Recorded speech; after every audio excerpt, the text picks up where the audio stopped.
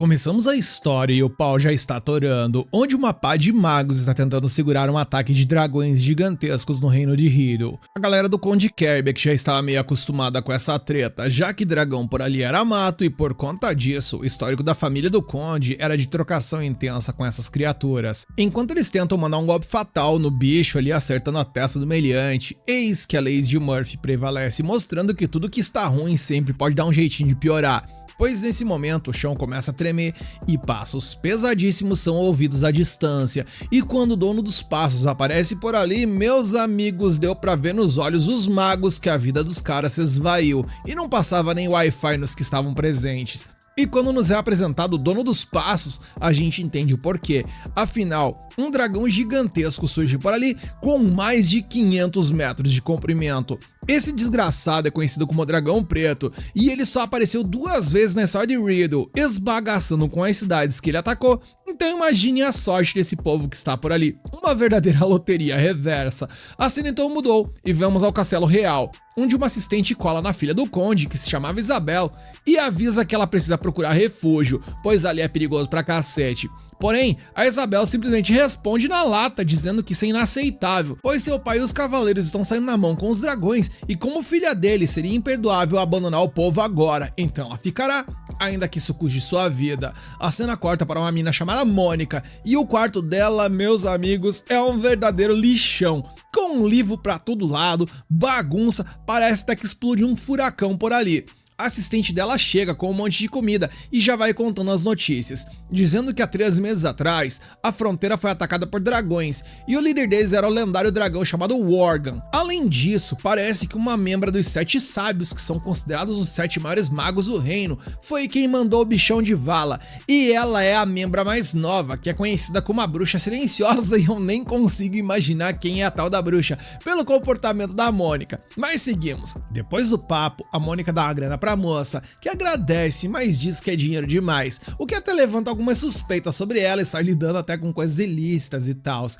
Nisso a garota pergunta sobre o que ela faz da vida e qual o seu trampo, ao que a Mônica gagueja e manda um sou especialista em cálculos. Ao que a menina pergunta se seria tipo uma doutora em cálculos, e a Mônica diz que é algo do tipo. Nisso, a menina diz que então os outros doutores em cálculos vieram visitar ela, pois eles falaram que queriam ver ela, dizendo que eram seus colegas de trabalho e tals. E bem, a Mônica começa a tremer mais que vara verde ao ouvir isso, e ao ouvir uma voz masculina na porta, a Mônica sente sua alma praticamente desencarnar, e juntando o pouco de força que ela ainda possui dentro de si, ela se vira lentamente e vê um rapaz junto com outra moça, e tudo que ela consegue, nesse momento, é bater a porta na cara do cidadão. O nome do cidadão pelo visto é Louis, mas a nossa bruxinha detentora de atributos zero em interação social apenas manda um lololô enquanto tenta manter a porta fechada. Ao que o rapaz que força a porta pra abrir diz que é pra parar de dar apelidos engraçados pra ele e ficar chamando de lololô. Nisso a bruxinha apenas cede a passagem e Louis apenas agradece a mocinha que ajudou a encontrar a casa da Mônica. Ao que a menina, na mais pura elegância e inocência, diz que não foi nada, indo embora na sequência,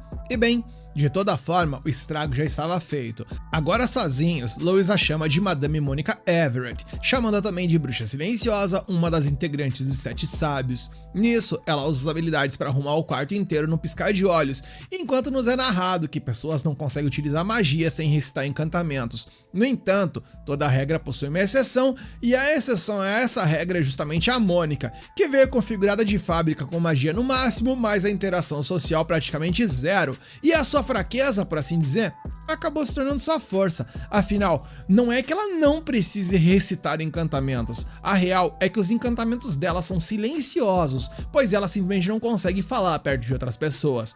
A gente então acompanha um flashback dela no Instituto de Magia, toda travada, tremendo, mal conseguindo falar e até desmaiando nos piores casos, e estando quase que determinada a desistir. Foi quando a mina teve uma ideia genial, um momento de 500 de QI. Se ela não consegue falar na frente dos outros, então por que ela não usa magia sem falar nada? E não é que deu certo, ela apagou a vela do teste sem dizer uma única palavra, e assim o talento dela cresceu e ela subiu na vida. Depois de toda essa palestrinha, voltamos para a realidade. E o visitante fala para ela: tô vendo que você continua desperdiçando seu talento, colega maga. E na sequência pede a Arin, que é uma espírito superior do vento, para lançar uma barreira para que ninguém ouça a conversa. E aí o Louis vai direto ao ponto, ele precisa de um favor. Ele estava trabalhando como guarda pessoal do segundo príncipe, em segredo, a mando do rei.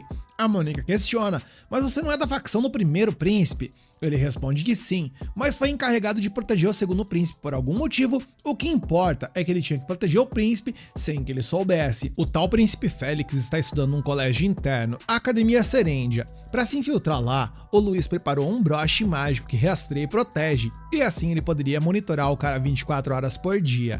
A Mônica se questiona se ele não tá fazendo perseguição, mas ele diz que é normal seguir quem você protege. Ela fica nervosa, perguntando se o príncipe não ficará bravo se descobrir. Mas Louis, propondo uma solução de milhões, apenas diz que contornar isso é fácil, ou seja, basta o príncipe não descobrir. E caras, o visionário é um gênio. Até a Mônica ficou perplexa perante a tamanha sabedoria do ser que estava à sua frente, como vocês podem perceber. Louis continua e explica que o broche que deu ao príncipe foi passado a ele como se fosse um presente do próprio rei para o seu filho. Só que parece que ele quebrou um dia depois que ele aceitou, algo que deixou o Louis, para dizer um mínimo, completamente pistola.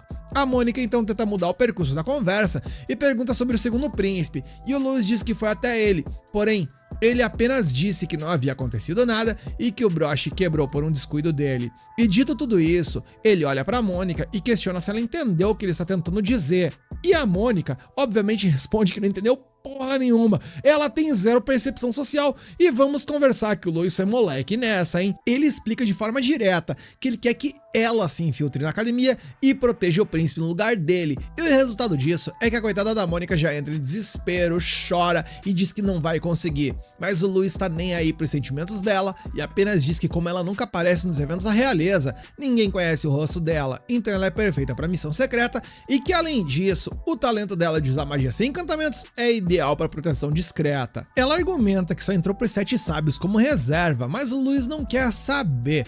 Afinal, o rei deu a ele a responsabilidade, o que significa que ela não tem escolha a não ser concordar, e por livre e espontânea pressão excessiva, a Mônica aceita e o Louis relaxa, assim como o gato que não tancou o almoço e foi de cochilos e começa a contar os detalhes do plano. E como vocês podem ver, a Mônica tá absorvendo o conteúdo por osmose, pois parece não entender uma palavra do que ele diz. Ele então conta a história de uma garota órfã que foi adotada pela Condessa Kerbeck e deu a essa menina muito amor, ao que a Mônica fica feliz, pois essa parece uma história feliz. Porém, contudo e entretanto, infelizmente a Condessa partiu dessa pra melhor e por conta disso a garotinha virou empregada da filha cruel do conde e foi forçada a ir pra academia como criada dela, algo que a Mônica entende que foi cruel pra cacete. E quando a Mônica tá se lavando de chorar, é aí que vem o plot twist, pois Louis solta a bomba, dizendo que ela será a pobre coitada em questão, e a Mônica fica em choque, sem reação. Nisso o tempo até passou, a noite chegou e a Mônica continua lá, paralisada. O gato dela, que se chama Nero, tenta animá-la, mostrando suas almofadinhas que ela tanto ama, mas ela tá quebradona por dentro e apenas diz que não consegue proteger o príncipe. E o Nero diz que se ela está tão contrariada, ela deveria fugir, mas a menina diz que isso é simplesmente impossível, pois o Louis iria até onde Judas perdeu as botas se fosse necessário para encontrar ela, e isso não seria nada bom. O Nero então muda a abordagem, começa a tentar fazer a garota enxergar o lado bom das coisas, mencionando que talvez o príncipe seja descolado e tal, e que talvez isso seja bom pra ela, e pergunta se ela nunca viu o príncipe nas cerimônias. Mas a Mônica por sua vez hesita e diz que nunca nem viu o rei, pois ela sempre fecha os olhos de vergonha, e Nero apenas diz que não saber nem o rosto de alguém que irá proteger é no mínimo perigoso. A cena muda e temos então um delírio da nossa protinha, onde um musical falando de porquinhos começa a rolar, onde basicamente é uma conta de matemática, onde ela precisa acertar as respostas, e tudo isso não passa de uma forma da nossa bruxinha antissocial se acalmar, pois ela está nesse momento voando com o Louis, completamente desesperada pelo futuro tenebroso que está diante de seus olhos. Eles então chegam na casa de Louis, que tenta receber sua esposa, mas ela já vai até a Mônica, e percebendo que a menina tá só o pó da rabiola de tão pálida e desnutrida, resolve dar a ela cuidados especiais, tipo comida e um banho. A cena mudou, e depois de um descanso, temos mais um plot twist, pois vemos que a Mônica está sendo zoada justamente pela Isabela, a filha do conde, que se revela na real estar atuando como uma vilanesca, dizendo que ela tem ensaiado essa entonação todo santo dia. Após isso, ela cumprimenta elegantemente frente a Mônica, dizendo que seu nome é Isabella Norton e que é a primeira vez que ela vê, chamando-a de grandiosa bruxa silenciosa, mencionando que ela agradece profundamente em nome de seu pai e seu povo por derrotar aquele dragão. Lois então pergunta quando é que ela irá cumprimentar a Isabella e Mônica até o faz, ali mais ou menos tenta, pois ela é tímida pra cacete, ao que a Isabella diz não se incomodar com isso, afinal, ela sabe muito bem como sua querida irmã Mônica é uma pessoa forte e corajosa. Nesse momento voltamos então para o momento da batalha, onde Isabelle agradece a Agatha por trabalhar por sua família todos esses anos e que por conta disso ela está removendo-a de seu cargo, mas Agatha recusa, dizendo que servirá ela para todo sempre. Nisso o moleque chega por ali e menciona sua tia Agatha, que é a bruxa que veio da capital, capotou o Corsa do Dragão Preto e por conta dela não houve nenhuma fatalidade. Porém, nesse exato momento, uma chuva de dragões aparece por ali. Afinal, já que eles perderam seu líder, pelo menos irão causar o máximo possível de confusão na cidade. Porém, só que não, pois a nossa bruxinha não é apenas forte, ela é forte pra cacete. E como resultado, ela acaba com a raça desses desgraçados também. É revelado que a Mônica é a usuária de magia silenciosa. Essa é a grande vantagem dela.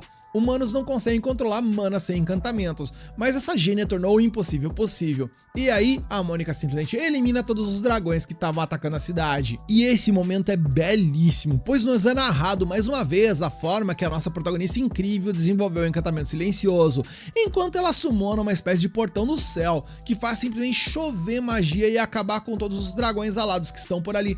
Carai, essa protagonista é insanamente legal, algo que eu, a Isabelle e até você, caso não esteja morto por dentro, conseguiu reconhecer. Isabelle menciona que ficou sabendo que ela entrará na Academia Serendia e que para que ninguém suspeite da sua irmã mais velha, ela será o verdadeiro diabo na Terra, de tanto que irá provocar ela e ser maldosa com ela. E isso até é meio controverso, mas enfim, até o nosso mano Nero sabe que isso vai ser uma loucura. A cena muda e vemos agora um sonho da nossa bruxinha Mônica com o seu pai, onde ele dá uma fita métrica e ao receber esse presente, ela sai medindo absolutamente tudo pela casa, toda felizona, e mentaliza que ela carregou aquela fita por muito tempo, até os números dela se apagarem. Afinal, o mundo está cheio de números, assim como os próprios humanos, e que segundo os ensinamentos de seu pai, nossos corpos são feitos com enormes quantidades de números. Após ela mandar ver no Mimir, ela acaba acordando, onde vemos que ela está numa carruagem e se dá conta de que está a caminho da academia para começar a sua missão. A cena então corta e já estamos na academia, onde a Isabel está dando um show de carteirinha, reclamando que não vai dividir o quarto com a Mônica,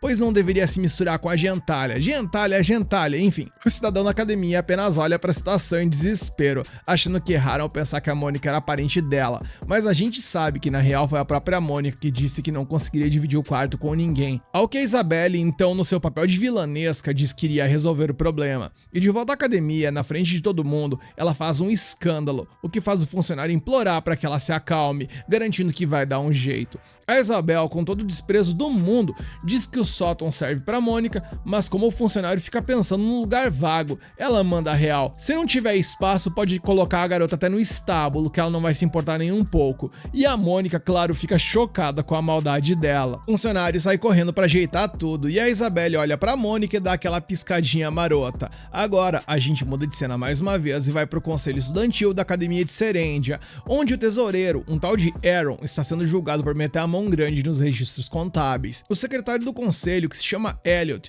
viu que a treta já excedeu mais de 30 vezes. A responsável pela loja, que se chama Bridget, pergunta se a roubalheira incluiu o orçamento geral, e o encarregado de assuntos públicos, que se chama Neil, confirma que o desvio pode chegar a 50 vezes. O presidente do conselho, que é ninguém menos que o nosso príncipe Félix, informa pro Aaron que ele foi indicado pro conselho por recomendação do avô do próprio presidente. Félix diz que teme que depois desse rolo todo, o avô dele perca a confiança no pai do Aaron. O tesoureiro entra em pânico, se perguntando quem vai arcar com os custos, e Félix joga na cara dele que a burrice dele vai manchar a reputação do Conde Style. E aí, meu amigo, o Aaron perde a linha e parte pra cima do Félix, mandando ele calar a boca e o chamando de cachorrinho do Duque. Mas antes que eles se jantem na porrada, o Cyril, outro membro do conselho, intervém, lançando um feitiço que congela o Aaron no lugar e avisa que o desrespeito ao presidente pode ser punível com a morte. Cyril se desculpa com o Félix por se meter, mas o príncipe agradece a proteção e avisa pro Aaron que ele ficará confinado até a ordem de expulsão oficial chegar, deixando o tesoureiro em choque. A gente volta pra Isabelle, que está meio triste porque ia ficar perto da Mônica pra tomar um chazinho e tal, mas a missão não permite. Nisso, elas veem os membros do conselho levando o Aaron preso, enquanto ele grita que não fez nada. A Isabelle menciona que conhece o Aaron e os outros membros de algumas reuniões, menos o de cabelos prateados, porém ele deve pertencer à nata da sociedade, visto que possui a insígnia do conselho estudantil, então deve ser um nobre. E a Mônica, ao ouvir isso, apenas pensa que a trevozinha ali certamente seria melhor do que ela para missões secretas. A cena então muda e na sequência vamos para a aula da Mônica, onde o professor Victor a apresenta para a turma como a nova aluna transferida. Ele pede para que ela se apresente, mas a coitada trava de nervoso. O professor pede para que ela se endireite, lembrando que ali é uma academia de prestígio cheia da elite do país. Mônica lembra de como sofria bullying dos colegas e não consegue falar uma única palavra, até que o professor a manda sentar. Enquanto os alunos fofocam, uma estudante chamada Lana se aproxima e pergunta por que ela usa o cabelo com tranças, e a Mônica, sem jeito, diz que não sabe fazer outro penteado. Lana percebe que as outras meninas estão falando delas, o que deixa a Mônica super envergonhada, mas a Lana não recua e continua perguntando coisas. Dessa vez ela quer saber de onde ela veio, e ao saber que é de Lianak, uma cidade litorânea na fronteira, ela fica toda animada. Ela pergunta o que tá na moda por lá, mas meus amigos, como é que a nossa bruxinha reclusa seria capaz de responder essa pergunta? Ela só diz que não entende muito dessas coisas e se desculpa mais uma vez. Lana, mostrando uma determinação de milhões, então se aproxima e conta que está bombando na capital é aquele batom que ela está utilizando, o que deixa a Mônica curiosa, e as patricinhas da sala, linguarudas por um cacete, comentam que a Lana tá se exibindo pra Mônica por ser rica, mas a Lana nem liga e simplesmente ignora.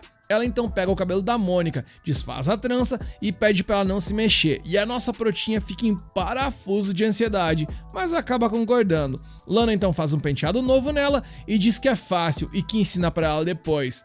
Quando a Mônica se olha no espelho, ela fica maravilhada e percebe que nem agradeceu a garota. E depois da aula, a Mônica fica vagando pela academia, morrendo de medo de ser vista e tentando evitar os outros alunos a todo custo, mesmo sabendo que ainda assim ela precisa proteger o príncipe, e quando ela até pensou em desistir, acabou se lembrando do castigo do Louis e declarar pra si mesma que vai dar o seu melhor na missão, o que acaba chamando a atenção de alguns alunos que estão por ali. Ela corre pra um lugar vazio, pega um pouco de comida e se pergunta se aquilo ali vai ser suficiente ou não. Ela então vai para o lugar mais calmo possível e dá de cara com quem, meus queridos? Sim, com o príncipe Félix. Ela recua na hora para procurar outro canto, sem saber que ele era ele, e é aí que o Elliot a pega no pulo, dizendo que ela caiu na armadilha. Ele pergunta se o que ela tem na mão é uma arma, mas ela diz que é a comida dela. Ele não acredita, achando que ninguém guarda comida no bolso, e a arrasta pra diretoria. A Mônica entra em pânico, acaba caindo no chão e derruba justamente a comida dela e sente dor pelo jeito que foi segurada. Félix manda o Elliot soltá-la, mas o secretário insiste que ela tá trabalhando com o Aaron, ao que o príncipe o manda fechar a matraca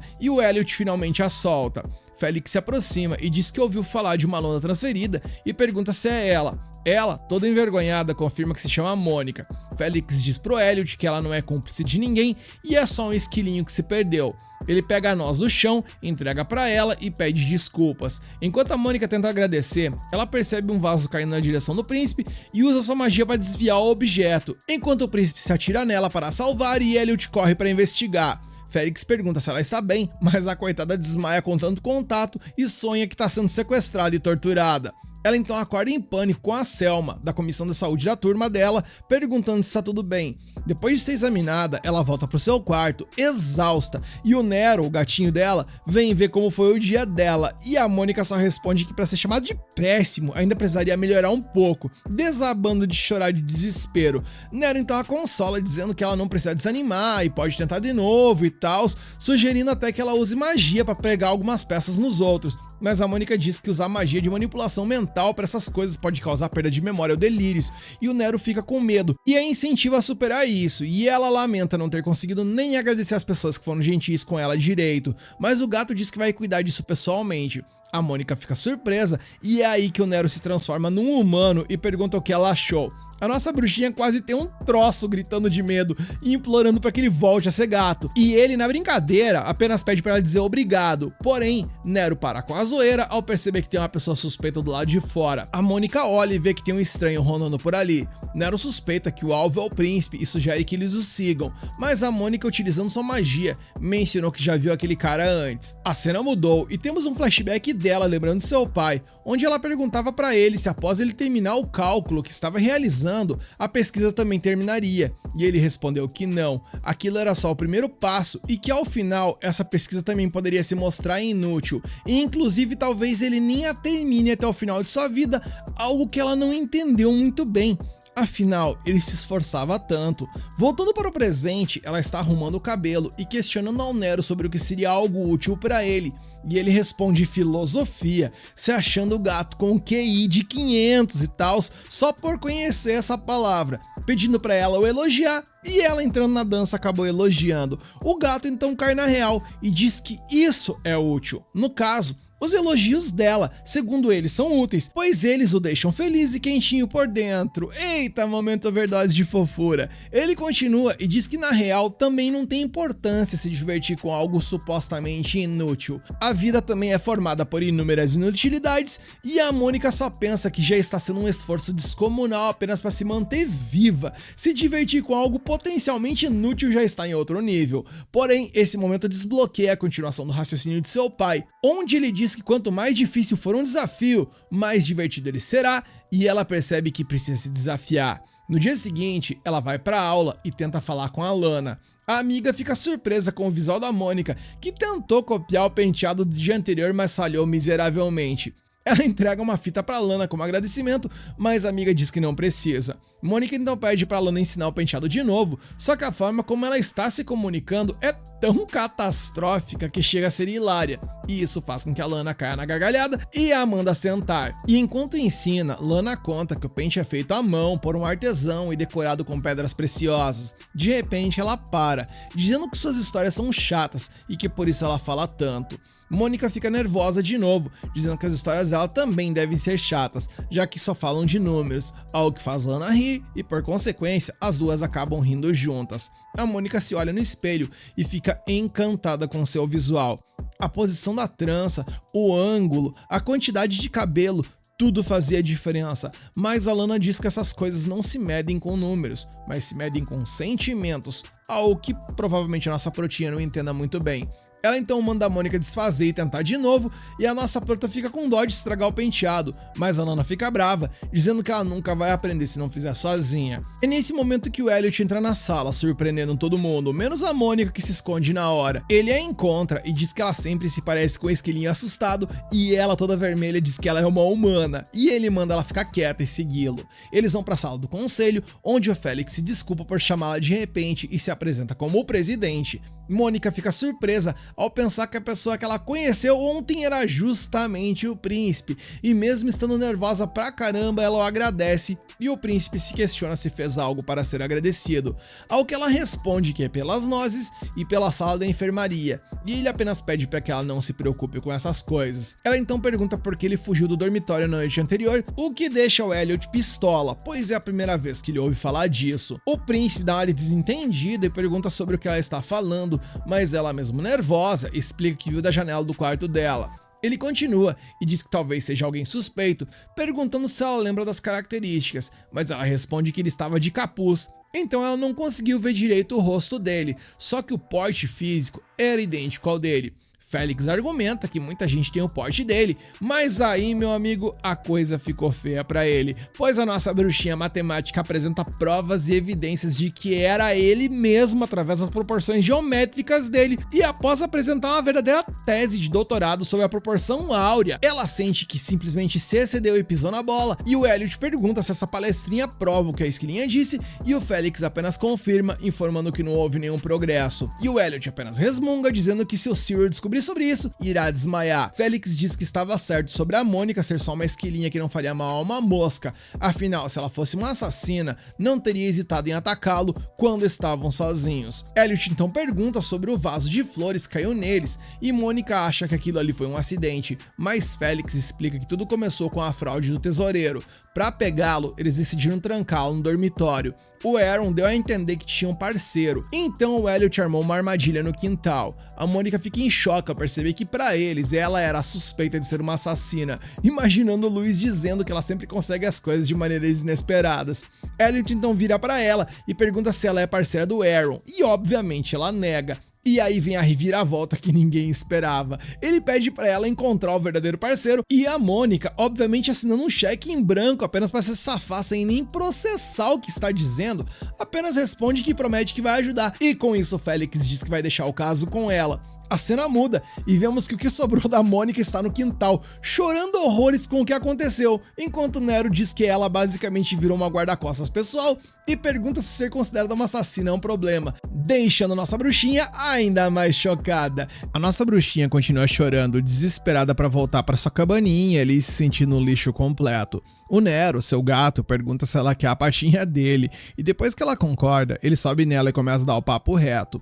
Ela precisa encontrar a pessoa que tá mirando no príncipe. Com isso, ela vai até o local onde o vaso caiu e conta pro Nero que foi ela quem salvou o príncipe usando a magia do vento e que o vaso foi jogado de cima. A cena então muda e agora a nossa prota está dentro da escola e enquanto sobe as escadas, encontra um grupo de garotas fazendo bullying com a menina chamada Selma por causa do amor intenso que ela sente por Aaron, o tesoureiro que vai sair da escola por, entre aspas, doença. Sim, foi exatamente essa desculpa que deram para que ele saísse da academia sem ele de vala. Mônica, vendo essa cena toda, trava, até que a Lana, sua nova amiga, chega por trás e a incentiva a subir com ela. E a Lana, toda educada, pede licença, enquanto uma das valentonas, que se chama Caroline, olha pra elas e solta um ora, se não é a Lana, da família de novos ricos do barão, mencionando que ela precisa melhorar os modos, mas a nossa amiga não deixa barato e retruca que bloquear a escada pra fofocar é que é falta de educação. Ela pede pra Caroline dar uma licencinha, mencionando que até uma vaca que fugiu se mexe quando o dono puxa as cordas. Rapaz, essa frase deixou a Caroline pistola, que por conta da irritação foi pra cima da Lana. Porém, essa interação nada amigável acabou não ironicamente atingindo a nossa protagonista, que descendo a escada abaixo apenas se preocupa em uma fração de segundos com o fato de que ela não pode usar suas magias por ali,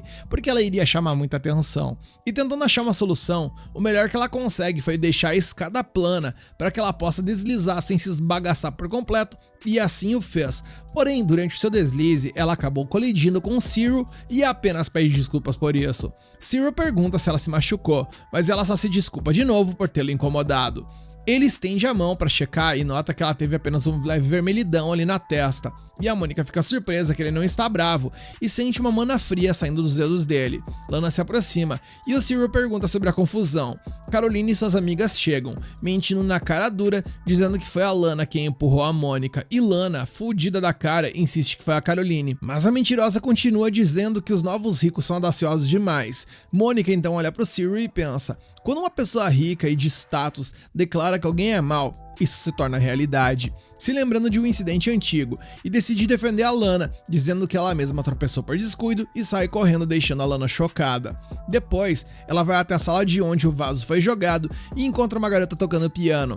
Ela pede licença para olhar a varanda e vê 3 plantas e um vaso vazio. Ela sobe no vaso para olhar para baixo e confirma que foi dali que o ataque aconteceu. E enquanto se apoia, ela percebe que suas mãos ficaram sujas. Nesse momento, a outra garota termina de tocar e diz que precisa fechar a sala. E Mônica pergunta se ela tem a chave, mas a garota explica que para reservar o lugar é preciso preencher um formulário e entregar na sala dos funcionários, e essa informação certamente tem valor. Nisso a cena muda e vemos o príncipe Félix, que pergunta a Elliot se a Mônica o agrada, mas ele responde de forma nada gentil mencionando que não, pois dá pra ver como ela não faz parte da nobreza. Porém, graças a ela, pelo menos eles conseguem se manter sem chamar atenção para suas próprias ações.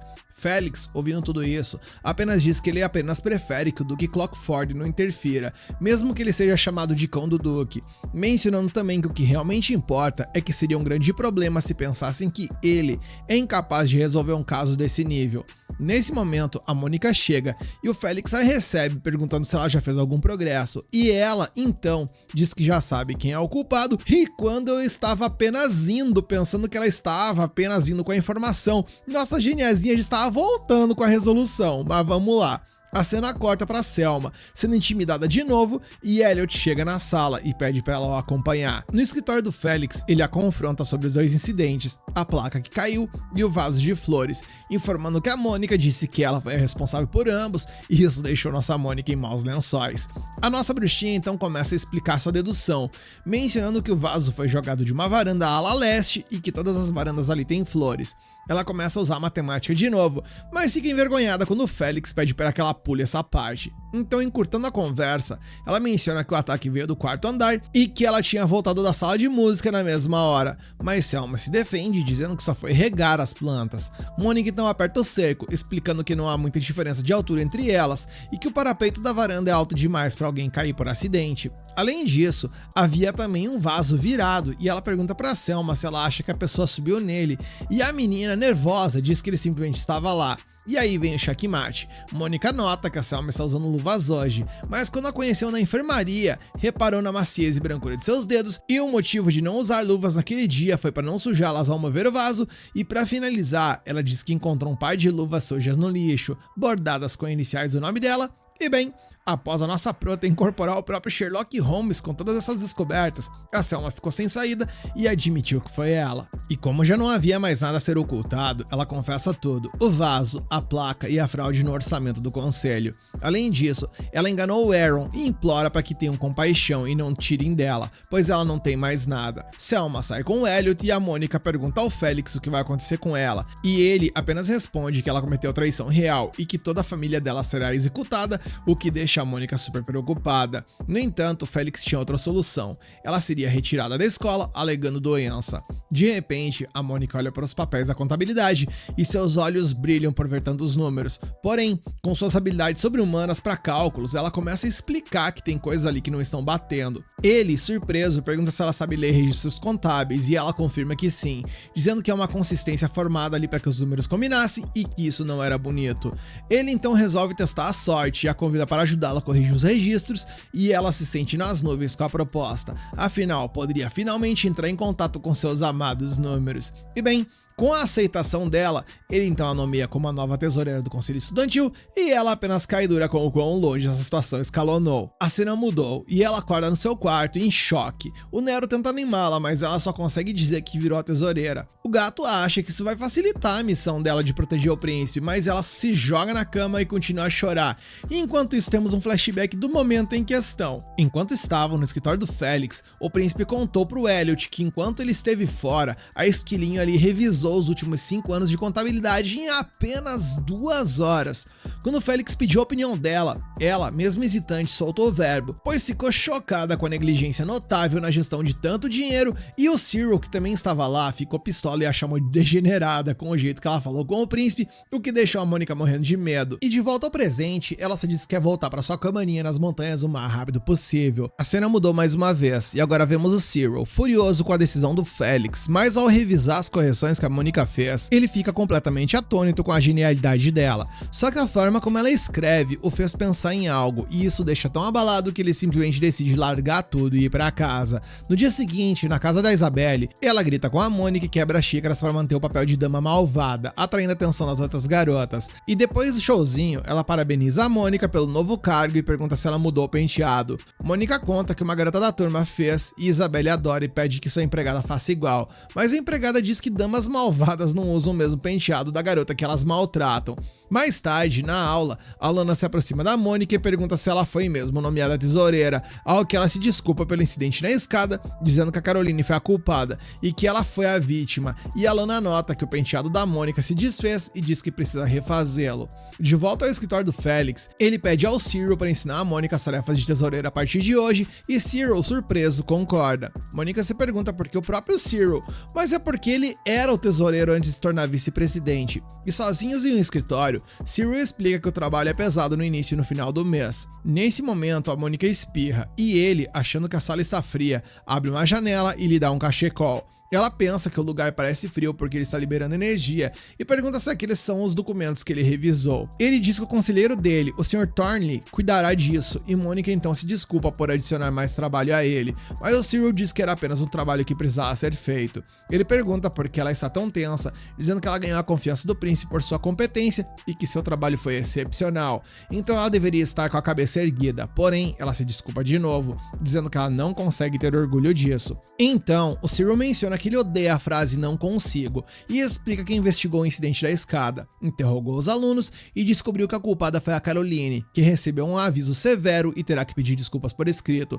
mencionando também que o comportamento evasivo dela atrasou a descoberta da verdade, e ela apenas se surpreende com o fato de ter pessoas boas e que se importam entre os nobres. Ele pergunta se ela está ouvindo, mas ela começa a gaguejar e ele começa a pressionar, pedindo para falar com mais clareza, e a nossa protinha quase dá tela azul de nervoso. Em mais uma mudança de cena, agora à noite, Cyril exclama que ajudar a Mônica atrasou pra cacete, pois ele precisa entregar aqueles documentos de contabilidade ao Sr. Thornley rapidamente. Porém, a forma como ele menciona isso demonstrou ser no mínimo suspeita. A cena muda e vemos que um passarinho acabou entrando no quarto da nossa prota, e o Nero, incomodado com a presença, questiona quem ele é e o que está fazendo ali. Nisso, o pássaro assume uma forma humana e vemos que ela é a Arin, a empregada do Louis, e ela se deslocou até ali para entregar uma mensagem dele, e tanto a Mônica quanto o Nero ficaram apreensivos com isso. Ela então começa e narra vagarosamente que ele, Louis Miller, dessa vez vem falar que... E no momento em que ela fala dessa vez, a nossa duplinha já começa a entrar em parafuso, pensando que iria vir uma bronca ou algo do tipo. Porém, quando Arin finaliza o assunto, dizendo que dessa vez ele anuncia que será pai, Nero quase surta e questiona sobre quem liga pra essa porcaria de notícia. Ela continua e diz que nesse momento ele ativou o modo bobão feliz e Mônica nem entendeu isso direito. A moça continua e diz que agora que ela terminou o assunto principal, que de principal não tem nada, ela entrega uma carta à nossa bruxinha e a mensagem basicamente dizia que ele sabia que ela era uma inútil em dar informações verbalmente. Então ele pede que ela anote as informações importantes nesse papel e entregue a Arin. Mônica ainda está processando o fato de ter sido chamada de comunicadora inútil, mas a empregada muda o assunto e pergunta sobre a reação mágica de gelo que está vindo dos fundos do dormitório masculino. A cena então muda e vemos que o Cyril está caminhando ofegante pela noite, mencionando que ele precisa informar quem é o culpado por falsificar os registros contábeis, porém, nesse momento ele cai de joelhos e questiona sobre o que ele está fazendo, e nesse momento também ele sente sua mana se agitar. E após isso, o broche em seu peito começa a brilhar e ele acaba conjurando uma enorme pedra de gelo que o envolve. Nesse momento, a Mônica juntamente com a Arin e com o Nero colam por ali, e o gato já percebe que as coisas estão ficando feias por ali. E Mônica nos revela que esse cidadão possui predisposição à absorção de mana em excesso, e que pessoas assim costumam carregar um artefato mágico para liberar a mana, e a Mônica pensa então no broche, e a Arin, avaliando, afirmou que é esse broche que está sugando a mana que está em volta do rapaz. Nero então vai em disparada para tentar ajudar, porém as coisas acabaram não saindo conforme planejado e ele sai voando. Cyril pede para que eles parem e Arin menciona que ele continua segurando, se questionando se aquilo ali é muito importante. Mônica então veste seu capuz e avança em direção ao rapaz, que apenas diz que não irá soltar o broche, pois ele foi um presente de seu pai. Nesse momento, ele então começa a atacar nossa prota com magia de gelo, que por sua vez responde à altura com magia de fogo, e em pouco tempo, a nossa bruxinha demonstra que possui um poder incrivelmente superior e consegue libertar o rapaz de sua situação.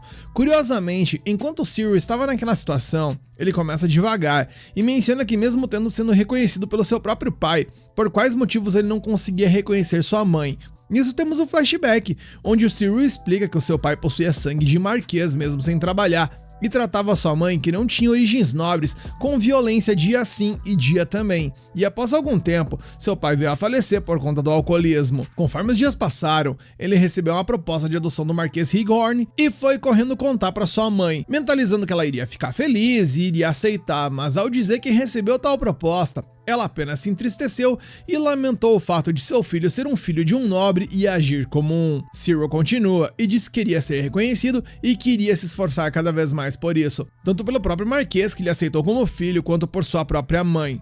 Ele então acorda e vê a Mônica conjurando magia em seu broche, e ele pede que ela lhe devolva, pois isso é importante para ele, e ela o faz, e nesse momento o rapaz apaga novamente. Rin surge junto com Nero e a parabeniza pelo trabalho, e Mônica esclarece que agora ficará tudo bem, pois ela adicionou magia de proteção no broche. Nero pergunta se isso era realmente necessário, e nossa prota explica que essa predisposição tem várias inconveniências, mas com um bom acompanhamento se torna bem vantajosa para o mago, e como ela não queria que ele pensasse nisso tudo como uma maldição, preferiu agir dessa forma. Ela então pede a Nero cuidar do rapaz e ela parte em disparada para outro lugar. Irinha a acompanha e questiona sobre onde ela está indo.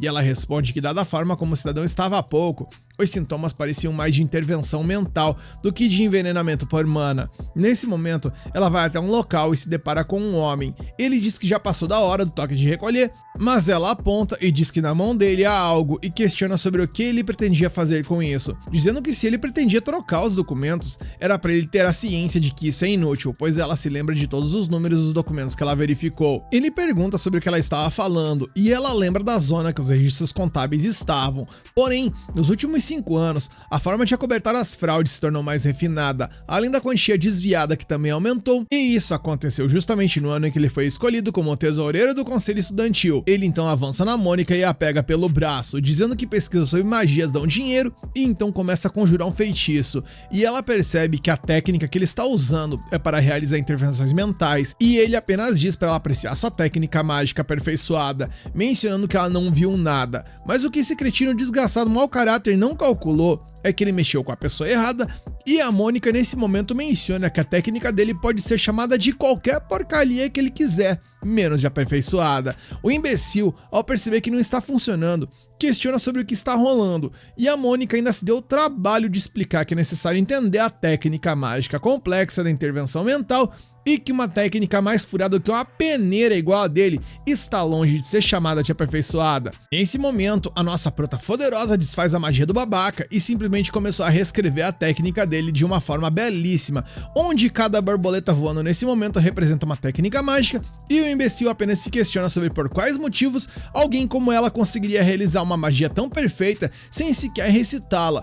E é nesse momento que a ficha do cara cai e ele dá a entender que sabe quem está ali. Porém, já era tarde demais, pois ele foi completamente envolvido pela magia da Mônica, a qual menciona que o efeito durará 2 horas e nesse período ele terá sonhos. Nesse momento, vemos que ele caiu no genjutsu dela e se perguntou onde estava, lembrando que ele precisava retornar os documentos que reescreveu para o conselho estudantil. Ele continua e diz que achou incrível que o Cyril reconhecesse sua participação nisso por conta de sua caligrafia e expressou que foi gentil demais em ter apagado apenas as memórias dele. E então foi isso que aconteceu no episódio anterior, quando ele tinha olhado para o caderno e reconheceu a caligrafia, e eu particularmente tinha ficado sem entender. Nesse momento, enquanto ele estava divagando, um porco surge por ali e começa a mastigar os registros, e na sequência ele vai para um campo verde cheio de porcos e acaba sendo soterrado por eles. Uma cena que enquanto escrevo percebo que as palavras são pesadas, mas o que a gente vê na tela certamente daria para dizer que é fofo, vai entender. Voltamos para o mundo real e a Mônica está desesperada que o cidadão começou a espumar pela boca, enquanto ela lamenta o fato de ter usado magia de intervenção mental, lamentando por ter ferido a lei. Rin então chega por ali e diz que é para ela deixar o resto com ela, pois provavelmente o Luiz vai interrogá-lo, vulgo torturá-lo, e resolver isso de uma maneira apropriada. Enquanto o cara começa a falar sobre porcos, Rin questiona sobre o que sonho ele está tendo, e Mônica apenas menciona que é um sonho com uma sequência muito bela. A cena mudou e alguns dias depois nos é narrado que aquele lá era o Sr. Thornley e que agora ele verá o sol nascer quadrado e que estava ligado a rumores de estar pesquisando uma magia tenebrosa. Lana percebe o cabelo da Mônica e diz que o penteado dela está se desfazendo e nossa bruxinha diz que é difícil fazer direito. Enquanto ela tenta arrumar o cabelo, a Lana continua e diz que sobre as fofocas, dizem que quem capturou Thornley foi um membro dos 7 sábios e a Mônica quase surta, mas quando ela menciona que dizem que é o Lois, ela se alivia por ter um álibi. Lana continua falando sobre os 7 sábios, mencionando os títulos de cada um deles, como Lois sendo o bruxo das barreiras, por exemplo, e conforme ela vai falando, Mônica aponta que ela conseguiu terminar o penteado usando todo o seu esforço na proporção e ângulo, e a Lana diz que ficou ótimo. A cena mudou e vamos para o príncipe Félix, que tem uma lagartixa falante ali na sua sala. Ele menciona que Cyril aparentemente se recuperou bem e o lagartixa-san ali informou que pensarão que ele sofreu um envenenamento por mana. Porém, alguém o trouxe até os fundos do dormitório masculino e o príncipe se questiona sobre quem poderia ter sido essa pessoa. E nós sabemos que é o Nero, em forma humana. De repente, o lagartixa-san ali assume uma forma humana e vemos que ele é um espírito superior da água que se chama Wildiano, que menciona que ultimamente muitas coisas questionáveis estão acontecendo da mesma mesma forma que pessoas desconhecidas surgem também. O príncipe questiona se ele está falando da Mônica e se está curioso em saber os motivos de tê-la designado à função de tesoureira, mesmo sabendo que ela não é uma pessoa comum. E Félix então responde, questionando que ele viu como ela não mordeu a isca que ele preparou. E o Lagartixa Sam ali diz que de fato, ela não chegou nem perto da chave do estoque dos documentos e também em materiais de valor do Conselho Estudantil. Félix então se questiona se ela seria a vigilante que o Clockford tem enviado para ele, ou talvez até a guarda que o rei enviou, ou quem sabe até a assassina que está atrás dele. Nisso ele diz de forma direta ao Eldiano que a vida dele durará até que o próximo sucessor do trono seja decidido. Então, já que as coisas chegaram a esse ponto, ele só quer se divertir um pouco e o Lagartixa Sam assente. Em mais uma mudança de cena, vemos que a Mônica está mandando ver na papelada, enquanto dá uma bocejada com vontade de mimir, e ela percebe que só está sentindo tanto sono, pois usou muita magia naquela hora e que também está sem açúcar o suficiente. Ela então dá aquela apagada rápida, no momento em que Cyril chega por ali e a flagra tirando o ronco. Ele então vai até ela, tira a caneta de sua mão, enquanto percebe que as mãos dela são tão pequenas que parecem até as mãos de quem o salvou. Nesse momento Félix cola por ali e menciona que pelo visto Cyril já tá bonzão e tal, e o rapaz quebrado de vergonha diz que não é o que parece, que ele achou extremamente rude a menina dormir na sagrada sala do Conselho Estudantil. E Mônica, ao acordar, apenas diz que ele não está mais gelado e que agora ela está aliviada por isso. Félix então alimenta a esquilinha ali com algumas bolachas, e Cyril olha para aquilo e nem entende como essa situação chegou onde chegou. Enquanto vemos que em seus sonhos, a Mônica sonha que precisa escrever o relatório logo, senão o Louis vai arrancar seu couro. Voltamos ao presente, e a Mônica, quase entregando os tacos,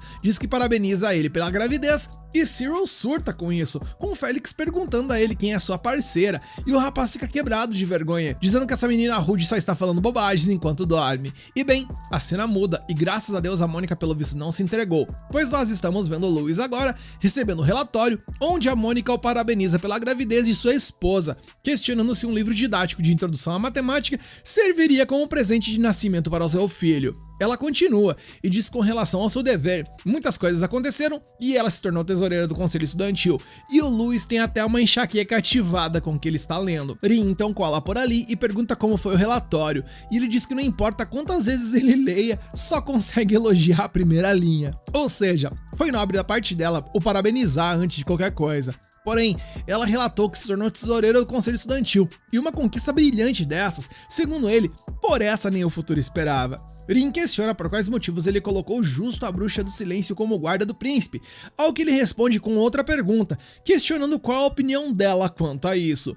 Rin então diz que o artefato com barreira de proteção que ele passou noites fazendo foi quebrado rapidamente, quando o enviou ao segundo príncipe, e o Louis, com muito ódio no coração, resolveu descontar sua frustração na pobre Mônica, e ele, vendo que foi chamado de desgraçado sem ter sido chamado diretamente de desgraçado, pergunta quem ela pensa que ele é. Rin, se curvando com respeito, diz que ouviu de várias fontes que ele tem uma personalidade moralmente falida e que gosta de implicar com os mais fracos, ou seja, foi chamado de valentão prevalecido sem ser chamado de valentão prevalecido, ao que ele responde apenas que todos os interpretam da maneira errada. Rin então se questiona sobre essa afirmação, ao que ele diz que não parece óbvio que implicar com pessoas fortes é bem mais divertido do que implicar com pessoas fracas. Rin apenas permanece em silêncio, olhando com cara de quem não está entendendo nada, e então se recompõe, dizendo que quando ela vê ele implicando com a bruxinha, parece estar se divertindo para implicar com alguém fraco. E o Louis questiona de onde foi que ela tirou que a Mônica é fraca, e Rin responde que a Mônica disse que ela estava só na lista de espera dos 7 sábios, e Louis respondeu que isso só ocorreu devido ao nervosismo extremo dela na entrevista, porque a coitada quase infartou ao ter que interagir com gente grande e tal ali. Porém, ele questiona se isso é o que aconteceu de fato, e Louis continua e diz que ele tem orgulho de dizer que se considera um gênio, e dito isso, ele proclama com todas as letras: aquela coisa que vocês chamam de Mônica é na verdade um monstro. Rin, direta e reta, questiona se ele acha que ela é mais forte do que ele, e ele apenas respondeu quem sabe, meio que deixando essa resposta em aberto. Ele continua e diz que o que ele entendeu da verdadeira intenção do rei é monitorar o segundo príncipe em segredo, pois o Félix é excepcional e demonstrou isso conquistando a confiança de nobres, tanto de dentro quanto de fora do reino. e que ele possui o maior poder político dentro do reino. Caceta, não imaginava um negócio desse, hein? Visto que até o próprio Duke Clockford dá suporte total a ele. Porém, o problema é que eles não sabem qual é a verdadeira natureza desse cara, visto que ele é um grande e um enganador. Ou seja, atacá-lo de frente não iria deter seus planos. Rin apenas olha para ele atentamente e Louis diz apenas que ele avisou que ele gosta de implicar com os fortes, e a empregada conclui que ele quer implicar tanto com a Mônica quanto com o Félix, e ele apenas não responde, e ela, bem, apenas descompreendeu, dizendo que os valores do Mano Louis foram atualizados para alguém de personalidade moralmente falida que gosta de implicar com os fortes. A cena muda e vemos que o Elliot está lidando com a papelada e lamentando o que será uma pancada lidar com o estrago que o Thornley deixou para trás. E Cyril complementa que com o ex-tesoureiro Aaron pego por desviar fundos, somando-se a tudo isso, a confiança do conselho se abalou pra cacete perante os alunos. Em outras palavras, eles precisaram tomar ainda mais cuidado a partir de agora. Félix menciona que o Cyril não passará frio, pois está coberto de razão, e dito isso, ele pede a Mônica que ela dê os cumprimentos a todos os líderes de clube que estão por aí. Cacete, o cara vai pedir isso justo pra esquilinha introvertida, aí é de lascar. Ela já estava quase tendo um AVC de nervoso por ter que interagir com tanta gente, mas nesse momento o Cyril cola por ali e diz que irá junto com ela, e todo mundo se surpreende, visto que ele nunca estende a mão para ninguém, mas ele responde que por todo o trabalho que a Mônica desempenhou nos últimos dias, apenas julgou que a Valônia ia apresentá-la como uma nova tesoureira. Ao olhar para ela, ele questiona se ela não irá dizer que isso também é impossível, mas ela, travando a língua e quase morrendo por dentro, diz que irá se esforçar. Eis então que agora estamos na cidade e vemos tanto a nossa bruxinha quanto o nosso mano Nero em sua forma humana, onde um dragão apareceu por ali. Nero está absolutamente putaço com a situação, pois tudo que ele queria era sombra, água fresca e comer coisas gostosas, mas infelizmente deu ruim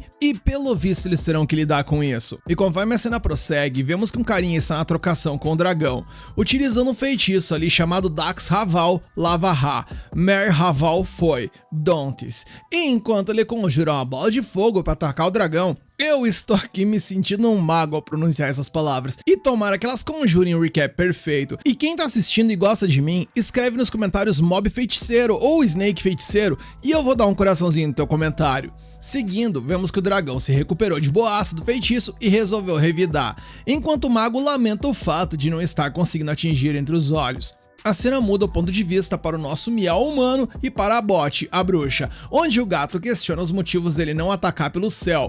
E a nossa protinha responde que o que pega é que manter duas magias ao mesmo tempo é um trampo lascado de realizar, e o Miante então responde surpreso, apontando o fato de que ela faz isso com tanta naturalidade, então ele achou que era algo facilmente tancável.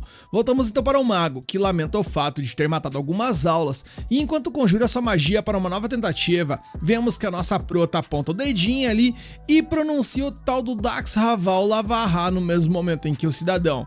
E qual o motivo para isso, gente? Simples, ela não quer chamar atenção, então ela vai usar o disparo do cidadão para se ocultar, visto que ele certamente irá errar e ela certamente acertará. E o final será certo, o mago comum irá levar os louros à vitória enquanto ela resolve o problema para ficar de boa, e não deu outra. Enquanto os cavaleiros colam no mago para dizer que ele é um homem, uma máquina, uma besta enjaulada, nosso mano Nero apenas parabeniza sua mestra e menciona que agora tá liberado a almoçar, então é hora deles irem aproveitar. Enquanto eles pensam em onde irão comer, Nero diz que os humanos são fortes, ao que a nossa Mônica diz que ela não é nada forte, e eu conto ou vocês contam, gente?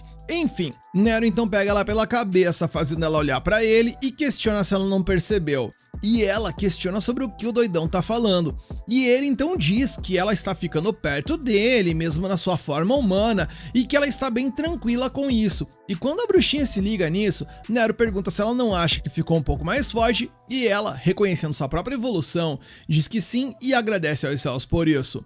Mudamos de cena e vamos para a academia, onde uma mulher está fritando os neurônios ao olhar para uma papelada ali, lamentando o fato do cidadão de óculos ter ido ver o sol nascer quadrado e o foguete ter estourado no seu colo, porque ela ficou a responsável por todo o trampo dele.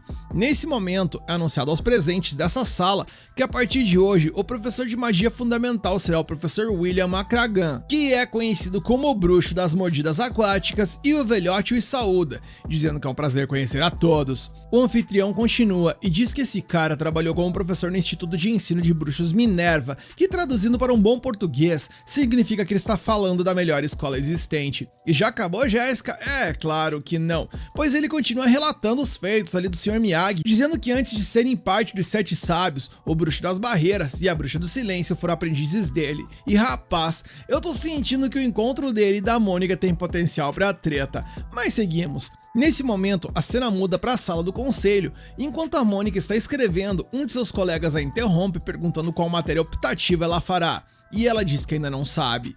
Elliot se intromete e diz que a arte é um refinamento quando se trata dos nobres, questionando se ela tem experiência com instrumentos musicais, ao que a Mônica diz que isso está além do impossível, ao que ele suspira, dando a ela uma segunda chance ao mencionar que pinturas também fazem parte das artes e que poderia dar boa, mas deixando isso de lado, ele menciona que alguém nessa sala que também é um zero à esquerda no que se diz respeito às artes, e ele está se referindo ao Cyril, que responde de bate-pronto que vai pegar a matéria de magia prática avançada, afinal, magia também é um refinamento para os nobres. E enquanto as duas filosofias colidem de sair faísca, o Félix responde por ali, dizendo que gostaria de ouvir o Cyril cantar, e o Senhor Gelado fica mais gelado ainda ao perceber que foi flagrado fazendo isso, questionando onde o príncipe o ouviu fazendo isso, ao que o Félix apenas diz que às vezes ele canta sozinho na sala dos arquivos e diz que achou que ele canta muito bem, pedindo então para ouvir sua cantoria da próxima vez com mais atenção, mas isso deixou o Cyril muito nervoso, e ele, para escapar da situação, diz apenas que irá pegar alguns documentos e sai vazado. Félix então direciona a pergunta a Elliot, questionando se ele tocava violino, dizendo que ele adoraria ver ele e o Cyril em um dueto, ao que o rapaz suspira e quase pede por favor para ser poupado disso.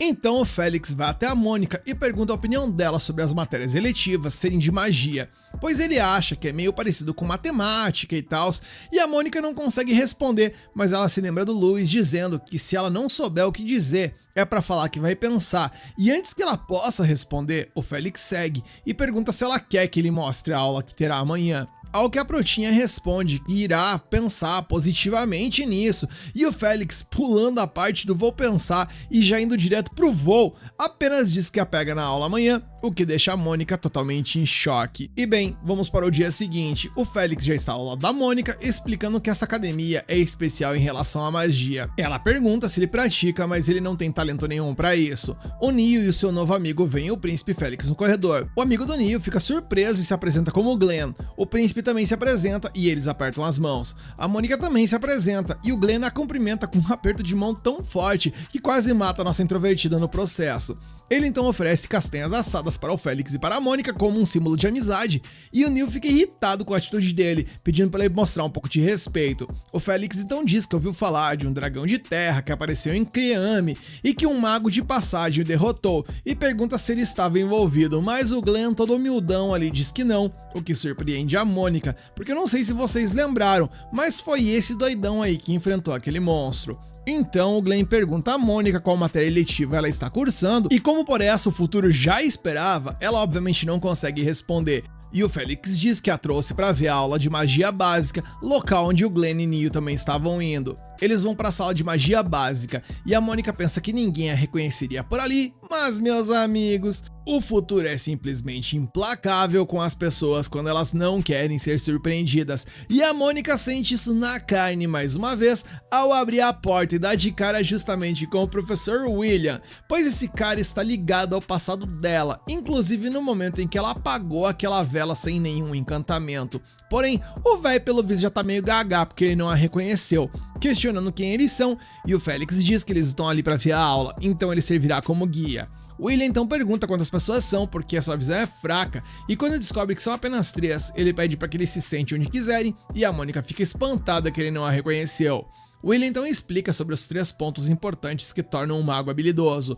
O primeiro é o volume de energia mágica, algo que ele menciona como óbvio. Afinal, não há maneira de utilizar a magia sem mana, explicando que um volume normal é cerca de 50, e se passar de 100 é até razoável, e se passar de 150 você pode virar até um membro de 7 sábios, e a Mônica tá congelando ao ouvir ele relatar todas essas coisas, dizendo que essa parada tá castigando o coraçãozinho dela. O professor continua para o segundo ponto, assunto e diz que muitos jovens que são habilidosos na matemática são excepcionais na compreensão da fórmula mágica, mencionando que houve uma menina entre os seus alunos que se destacou nisso de tal forma que ela acabou conseguindo utilizar a magia sem precisar recitá-la. E é óbvio que ele tá falando da nossa Mônica, e ela quer se enterrar nesse momento de tanto nervosismo. Por último, ele cita a manipulação da energia mágica, pois se a pessoa tiver senso para isso, mesmo que sua compreensão de fórmula mágica seja baixa, essa pessoa conseguirá utilizar a magia mesmo assim. Só que o problema aqui é que o aperfeiçoamento das magias é baixo. Nesse momento, o professor mostra para eles um instrumento de medição de mana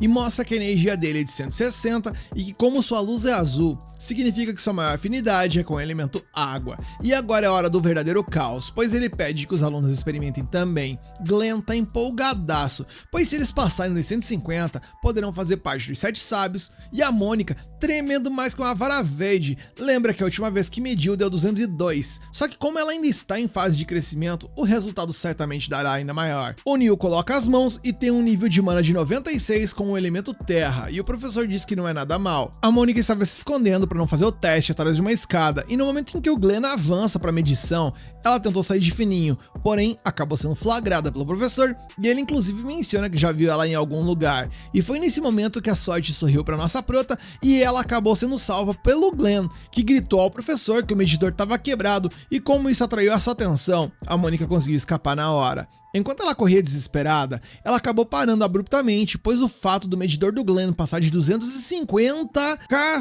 250, chamou a sua atenção, visto que apenas 2 dos 7 sábios possuem esse nível de mana. Ela então ouve um som vindo da sala ao lado e vai checar, e nisso ela vê um grupo de jovens jogando xadrez. O Elliot então cola ao lado dela e a convida, perguntando se ela gosta de xadrez, mas a Mônica nega, dizendo que não conhece o jogo, algo que ele irá resolver agora, pegando ela pela mão e intimando para uma partida. Eles então se preparam para jogar, e a Mônica pergunta a ele o que precisa fazer para vencer, e isso faz o Elliot rir, dizer que ela só precisa pegar o rei do oponente e que esse jogo é como travar guerras, e que para os nobres, esse é um refinamento para aprender a ter senso de estratégia. Mônica se pergunta, já que como é uma guerra, qual peça se parece com soldados mágicos? E Elliot diz que poderia ser o bispo, pois antigamente monges guerreiros costumavam utilizar magia se fosse sua preferência. Mas a Mônica começa a fazer perguntas estranhas das mais diversas naturezas, inclusive esse tabuleiro tem algum efeito dinâmico no combate, o que o surpreende obviamente, mas ele responde que isso seria impossível de se colocar em um tabuleiro de xadrez, e ao ouvir isso, ela navegando em milhares de teorias, conclui que se nada disso interfere e o objetivo consiste em apenas derrotar o rei, provavelmente seja um jogo fácil, e o Elliot então a convida para jogar e tirar a prova.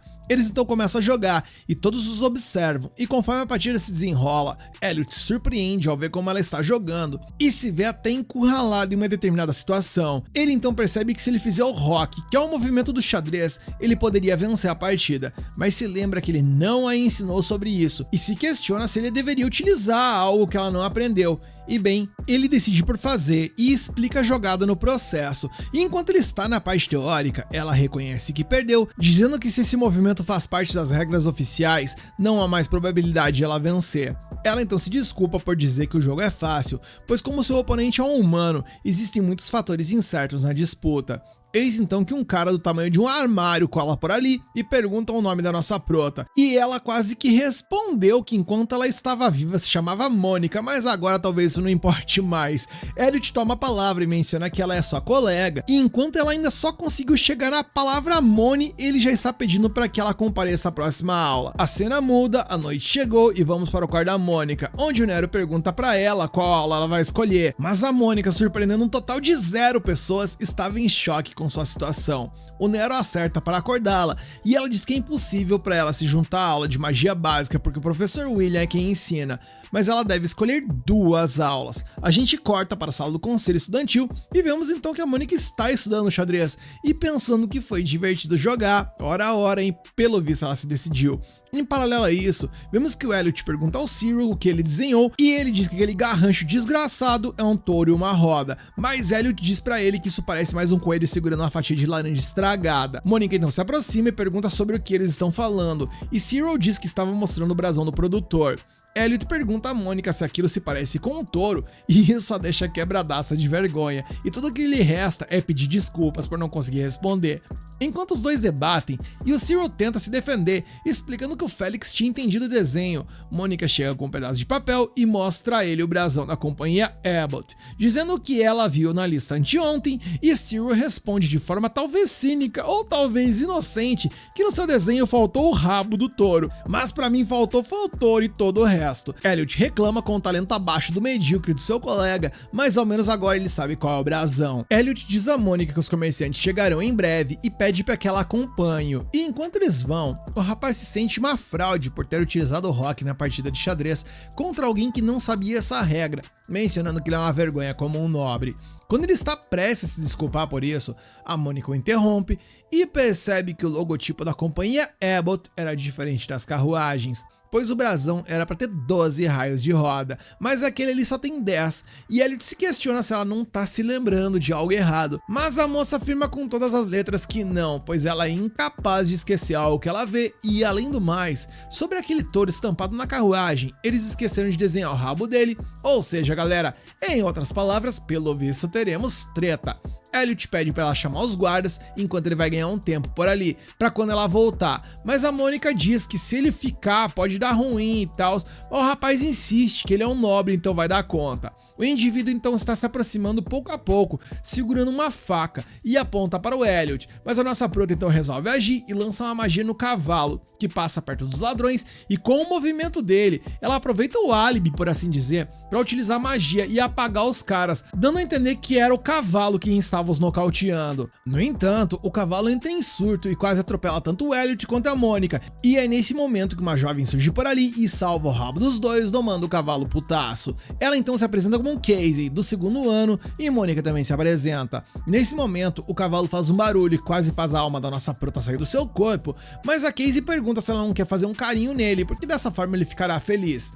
Ela então começa a acariciar o cavalo e mentalmente pede desculpas a ele por tê-lo feito sofrer. Nesse momento, as duas começam a conversar e Casey conta que gosta muito de cavalos e que na sua cidade natal ela ajudava no transporte de animais com carruagens, igual a música Os Porquinhos do Tio Sam. Porém, ela fica envergonhada ao mencionar isso, dizendo que ela jamais conheceria isso, pois é uma música infantil de rebanho, mas a Mônica contraria todas as expectativas e diz que conhece a música muito bem, dizendo que ela é uma música muito, mas muito bela de sequência numeral, e isso faz a Casey cair na gargalhada, pois ela não imaginava encontrar alguém que manjasse tanto da música dos Porquinhos do Tio Sam, relatando que ela não tem muito assunto com o pessoal da escola, porque ela veio do interior, e antes que a Mônica pudesse falar algo, Casey diz pra ela fechar os olhos, pois tem uma surpresa, e quando ela pede pra nossa bruxinha abrir os olhos, ela percebe que está em cima de uma carruagem com uma visão belíssima diante de seus olhos. Casey então pergunta se ela gosta de cavalos, e a Mônica diz que os acha bonitos, e a menina então a convida pra vir fazer as aulas de equitação com ela, e a nossa prota até pensa no assunto, mas diz que sua coordenação motora pode ser enquadrada abaixo do péssimo. Casey tenta persuadi-la, dizendo que ela lhe ajudaria e tal, e a Mônica, mesmo com medo, resolve que quer tentar algo novo e pergunta se alguém como ela seria capaz de aprender a cavalgar. E a garota apenas responde que é só ela deixar nas mãos da professora Casey que vai dar boa. A cena muda e durante a noite, nosso Mano Nero, agora em forma de gato, vê que a nossa prota tá esbagaçada ali debruçada nos papéis e já foi de berço, mencionando que o dia deve ter sido intenso, e ao dar uma olhada nos papéis, ele fica muito feliz, pois suas escolhas foram tanto as aulas de xadrez quanto andar a cavalo, ou seja, diversas experiências. E nisso o episódio acaba e com a Mônica finalmente fazendo amigos e se encontrando na academia. Como será a jornada dela daqui em diante? E quem é o tal do Glenn com aquele poder todo? Se você quer saber, já sabe o que fazer. Deixa aqui nos comentários que você quer a continuação, senta e dá um like no hype para fortalecer esse vídeo e se inscreve e ativa o sininho para não perder as próximas partes.